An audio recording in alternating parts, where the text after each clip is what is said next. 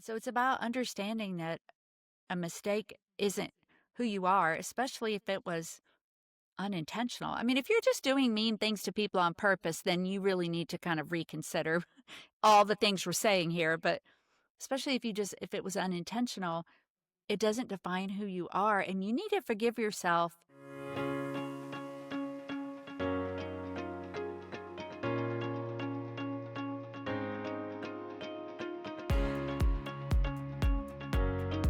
Consider yourself hugged. We are Tami and Michelle, and your weekly hug starts right now. So here we are again. It's Saturday. We just had a great recording with a guest, but today, as promised, sometimes it's just going to be Michelle and me. And as promised, I don't think we're following the plan. And the plan was us bookends, for a month, we would do the first one and the last one, and we would have two guests in the middle. But we're not doing that yet. It's going to be, I think we already did you and me because we wanted to do like beginning of the school year stuff. And then we'll have a guest. And anyway, we're here. So you're saying, as promised, we aren't following our plan, which we Right. promised we would not follow. Yeah. And as normal, I didn't finish my sentence, so it wasn't making sense. So yeah. So anything going on with you right now? I went yesterday and got like a custom facial at a med spa, and that was wonderful. Self-care. Is this the person that you normally go to? It is. It is. And Yeah, she didn't do she's anything weird wonderful. because your face looks good. She never does anything weird. She's Well, very good. Sorry. By weird, I mean, Michelle and I both had some like actual procedures before. Like I had microneedling, and you're not going to go on camera the day after microneedling. So the thing I've had done before is the broadband light, where it kind of takes places that are a little darker and brings them to the surface. And you can, I mean, you can go back to whatever you're doing right away, but it's noticeable. I mean, you can see that the different places are a little darker. So, and I get that done at the same place as well. Well, people who live in the stress club would say, well, that must be nice. But we don't live in the stress club. So, yay. I'm so happy you did that. Yay. Well, today is not going to be super long, but we had something happen, which we'll be very, very vague about. But before I tell you, I want to back up a little bit.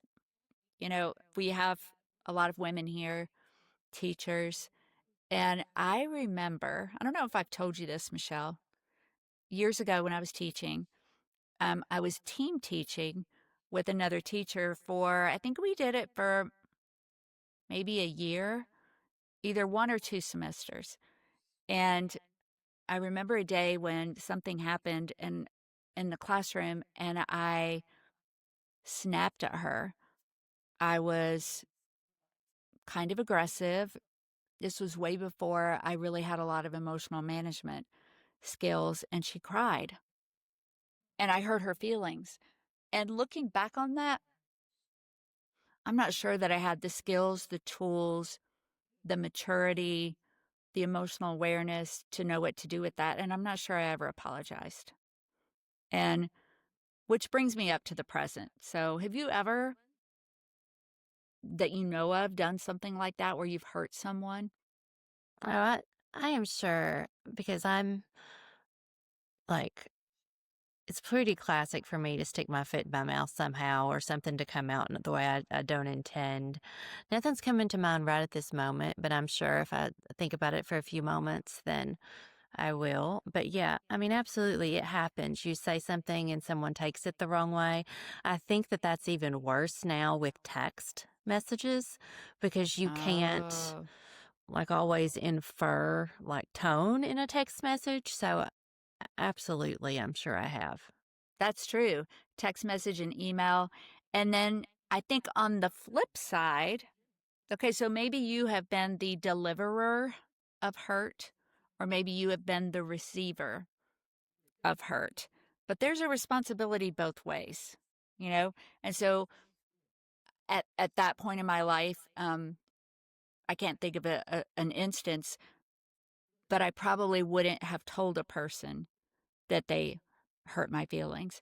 But what I might have done is be passive aggressive or avoid them or make some other set of choices that really was not helpful.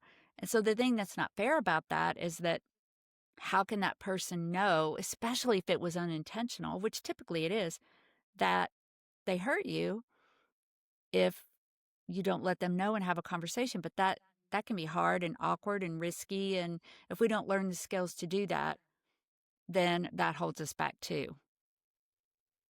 I mean, Yeah, I think that I would say the same about me as what you just said. I don't know that I would have been good navigating it when I was younger because it really does take knowing who you are to be able to say, hey, let's talk. What you said hurt my feelings because I think when I was younger, I would have naturally always gone to, oh, it was my fault. And so, interesting. yeah, so I think that it does take some different life experiences, skills, courage to approach that. Okay, we're going deep here because you just said that you would have defaulted to, well, it was my fault. So you felt hurt, but it was my fault. So I would have defaulted to, it's always someone else's fault. The big old victim, because it was always too harmful for me to feel like I had ever done something wrong because that would have affected my perfectionistic tendencies. You know what I mean? Like, Hmm. and it also was probably what held me back from apologizing. All the things that you said, life experiences, maturity, skills, just learning how to do that. But also to admit that you're wrong is really hard if you operate out of perfectionism and never wanting to make a mistake. Right, because who you are depends on it. Yes, it Yeah. absolutely depends on it. So, one of the things I'll tell you now, because this story, I know we haven't shared it yet, um, but okay, my mind is going all over the place and I should probably write these things down. But we have a tool that we are going to upload in the show notes. So, please follow all of our socials, go to the show notes, engage with us. Buzzsprout just sent me a message that we had 100 downloads. And so that was Yay. super fantastic. I know. We also need some more reviews. So, how about if we offer a mug to the first, what do you think? How many people that will do a review for us, whether it's on Apple, Spotify, wherever you listen? How many, Michelle? 5? Five. Okay, first five people who do a review. Please make it a good one. Let's just say We're giving away mugs for bad reviews. that Okay. would be good. Okay, so Did squirrely. did you Go ahead. notice when your hand was going like this, another squirrel moment, when your hand was going like this, my head was going. No, I didn't. I did not see Okay. that, but I'll go back and look. If you're Okay. watching on Okay. YouTube, you will notice it. Okay, how many squirrels was that? 2. I Moving don't even on. know. I don't even know where we were. Oh, we're going to put a tool because I've been processing this story for a week. So we're going to put a tool in the show notes. That's how we got to that. So go follow the show notes in the blog and all those things. But the other thing I was thinking, and I did not forget this, is when we were teaching. Now you tell me, Michelle, if you think this is accurate. We didn't have trainings on how to interact with other teachers, administrators. We didn't have conflict resolution training, how to mental health. We didn't have any of that. Now, we might have had how to talk to a parent when they're mad, but it was about how to teach. We both taught science, which great. I mean, of course, you need to know how to teach your content, but it was about that and discipline, never relational stuff. Am I right? Oh, definitely. There wasn't a lot out there at that time for sure. And there is now. So take advantage of that, really take advantage of any training like that that's offered to you. Okay, on to the story. I need to figure out a way to make this as generic as possible. So here's the story. Michelle and I absolutely inadvertently hurt someone's feelings. Did not mean to, didn't even know that we did. And when we discovered that, it was a real process to think, what do I do now? And so going back to again the time when I had no skills, this is the part that was very much a growth moment for me is that and these are the things we want to encourage you to do. The first thing was not immediately defaulting to defensiveness. And that would have been my historical go to because admitting being wrong was too hard for me. I really want you all to think about that. It's if something happens and your mind is immediately searching for how you can let yourself off the hook. Now, in a way, that's natural. Like our minds want to default to protecting us. So that might happen for a moment, like, no, I didn't. No, I didn't. But then take a moment and just try not to default to defensiveness. Really listen to that person. And that's hard to do, especially if the person is upset. But still listening. Never let someone abuse you with their words. Not that, but they might be upset. And so I was able in that moment to take a breath and do that. Do your breathing that we've taught you before. We should put a link. I will put a link to, I'm sure we've talked about breathing at some point. I know I've done it on TikTok, but I'll put some sort of a link for you in there. And really listen and process what the person is saying. That was the first thing. And you know what? Hurting someone's feelings doesn't mean that there's a right or a wrong. Would you agree with that, Michelle? Like sometimes it's interpretation.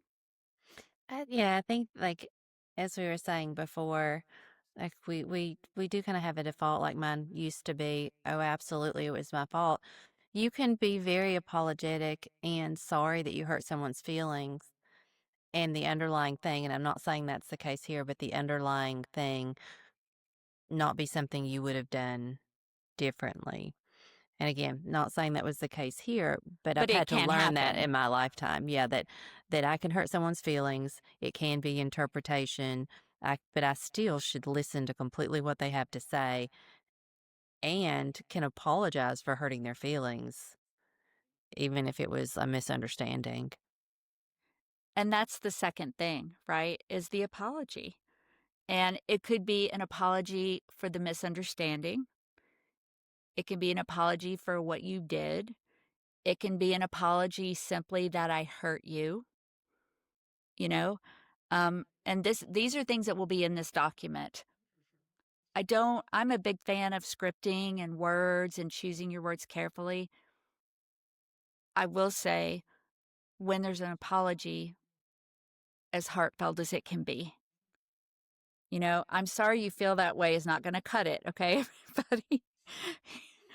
Have you ever said that, Michelle?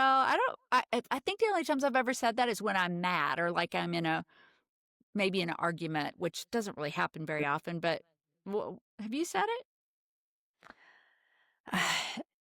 Again, not that comes to mind, but I certainly can't say for sure that I haven't. But I do think you're right. Like that's a deliberate statement. You kind of know what you're doing when you see, you use that statement.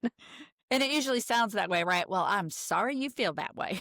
So, probably not a super heartfelt apology. And if that's all you can muster, maybe just don't say it. And one other thing I can say is if you just aren't sure, you could say, and I have said this before, actually, a situation similar to this happened years ago, but I didn't feel like what I had done was wrong at all. And I think I was at the point in my life there where I was better than I was, but I hadn't learned as much as I have now because that's probably this other thing was probably 10 years ago. But I remember what I said, and I said, I don't know what to do with this yet. You've had 6 weeks, or I don't remember, but you've had weeks to process this, and I've had minutes, and I'm going to need some time. I think I probably did say, "I'm sorry you're hurt." And I was sorry they were hurt, but I wasn't quite sure about my role in it. That was the second thing. And I know when I talked to Michelle about it, because Michelle, as we talked about this instance and what our roles were in it, I do want to say that Michelle's default was immediately to try to support me, and I really appreciated that. Oh, thank you. Yeah. I did appreciate that because it took a lot of processing. So, okay, so breathing and listening and not becoming defensive, and then making the apology. And the third thing is to try to fix what you can. And so there was a lot of fixing. There was some scrambling and fixing. And again, we want to make this as generic as we can, but after you've had time to process it, it might be minutes, it might be hours, I don't know, it might be days, it just weeks or months. It just depends on what the hurt is. But when you know that there's something that you can fix what you can. That might be taking some action steps outside of that relationship. It might be talking to the person again to clarify. It might be to make a deeper apology. I don't know. But that's the third thing. And then the last thing, which was one of the biggest things that I learned through this, is mistakes don't define who you are, it's what you do next. And Michelle, you kind of alluded to that when you said you can be sorry, but that doesn't mean you necessarily have to agree that you did something wrong or that you're in the wrong. And so it's about understanding that a mistake isn't who you are, especially if it was unintentional. I mean, if you're just doing mean things to people on purpose, then you really need to kind of reconsider all the things we're saying here. But especially if it was unintentional, it doesn't define who you are, and you need to forgive yourself. Go ahead and beat yourself up for a little bit. I wrote a blog on that years ago. Beat yourself up for a short time. Go ahead, because you're going to do it anyway. So just say to yourself, okay, you got 5 minutes, and then process, forgive yourself, and then learn from that mistake for the next time. Yeah, And so it's great advice. I mean, because it happens. It's gonna happen. it is going to happen. So moving forward, there were some great lessons that, some things that, we can't really share with you right now, but there were just some really good lessons about things that we just need to do a little bit differently. And so I appreciate the opportunity to have learned that without just huge consequences. So that's the lesson for the week. Great lesson, and something we all experience. And when we think of you as women, as teachers, and I don't know, maybe, you know what? I think I'm going to go back and apologize to that teacher. And you all have so many interactions with you have so many interactions on different levels. It's okay to apologize to a student. It doesn't take away your credibility. It makes you more confident, more powerful. And I will promise you, I can't promise you it will happen in you, but I will promise you with me, each time I've had this lesson where I've actually taken accountability and apologized, it has helped my mental health. Because what would have happened 10 years ago if this situation, well, maybe longer than that, maybe 20 years ago, I would have lost my mind over it for a long time. I probably would have had some anxiety for a while over it. And even though it made me just feel so sad and so sorry that this had happened, it didn't stay with me. And that was huge. So the more you Yeah, do it, the better it gets. and I think what you said is powerful, and that the important part is processing and seeing. We're certainly not saying take responsibility for things that Right. aren't you. And so, like processing and seeing, okay, how do I see this? Do I see their point? What was my point? And then decide where you're going from there. That's coming from someone, because we've already said in the beginning, we would have had opposite reactions to this. Yeah. So I would have immediately jumped to, oh my goodness, I've done something terrible, like that kind of thought process. Where now, I Yeah. process things differently. And so we're definitely not saying jump on that bandwagon to where you're apologizing for Yeah. all aspects of things. But, process it, think through it, and then let it go. Okay, sorry, Big Bang episode, and I want to ask you a question about processing next, but Sheldon, Sheldon, if you don't watch, he's just very brilliant, has some social skills issues, and he never apologizes. What were you going to say? You said he has some social skills. I was like, are we No, watching issues. the same show? Some issues with social Okay. skills. But he's not a big apologizer, but there was an episode where he apologized, and then he bought T-shirts. And he went around and he would apologize to people, and it said, Sheldon apologized and made everything better. So I want to make a T-shirt like that. That would be a good T-shirt, yeah. But my question is, because I know how I processed it, but coming from your background, professionally, what are some good ways to process when something like this has happened? Well, what you said is perfect. You take the time to hear the person out without interrupting or without jumping in to defend this part. I think that so many times when we have these interactions, it's so tempting to jump in and start explaining why that other person's feeling isn't valid. Yeah. And that's not necessarily like hearing them completely out, saying, okay, what do I see here? Would I have done this differently now that I see? And, once you've heard them out, if it is something that they perceive differently than you intended, you can definitely share that at that time. But Yeah. to take some time to reflect on what happened, is there a part in that you would have done differently? And then like proceeding from there versus, you know, immediately trying to Yeah. change how they're feeling. Yes, which is tempting. And, when you're apologizing, I know one of the things I was apologizing, and there was part of me who wanted to see that forgiveness immediately, like right away. And Yeah. that's not always going to happen. And my processing too was partly talking to Tim, talking to you, and also always for me is taking a walk and talking into my notes on my phone, just talking, which is kind of like my method of journaling. Is talking as opposed to just writing. All right, well, that's a lesson. So we would love to hear your stories, your questions, just your successes, your times when you've just fallen and how you got back up, all the things.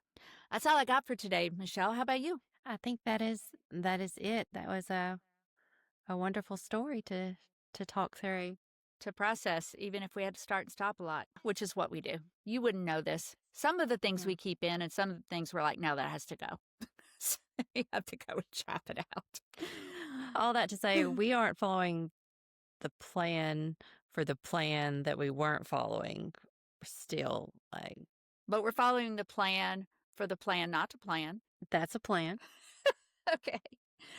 All right, everyone. Well, I think we've already asked you, please, we're growing. We are growing so much. We're on this new platform. We have TikTok and Instagram and a new place for show notes, and we have all the things. So Michelle says 5 mugs for the first 5 reviews. Share with your friends, and that's what we should do every week. Michelle's will talk about what we're giving mugs away for.